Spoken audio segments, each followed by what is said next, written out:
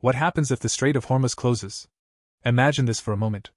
A narrow strip of water, only a few dozen kilometers wide, suddenly becomes the most important location on Earth. That place is called the Strait of Hormuz. Every single day, giant oil tankers pass through this narrow passage carrying energy to the rest of the world. In fact, nearly 20% of the world's oil supply moves through this route. That means millions of barrels of oil traveling from the Persian Gulf to global markets every single day. Countries like Saudi Arabia, Iraq, Kuwait, and United Arab Emirates export a large portion of their oil through this tiny corridor. Now imagine something unexpected happens.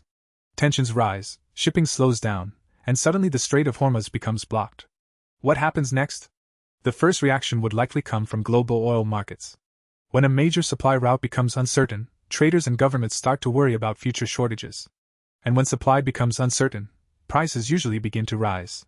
Oil prices could jump sharply within hours or days. But the impact would not stop there. Because oil powers more than just cars. It fuels airplanes, ships, factories, and global transportation networks.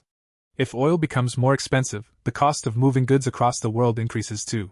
That means higher transportation costs, which can eventually lead to higher prices for everyday products. Everything from airline tickets to food deliveries could become more expensive. Some countries have pipelines that bypass the strait, and many governments maintain emergency oil reserves. But those solutions can only partially replace the enormous amount of oil that normally flows through this route. This is why the Strait of Hormuz is often described as one of the most important energy choke points on the planet. Even small disruptions in this region have historically caused global markets to react.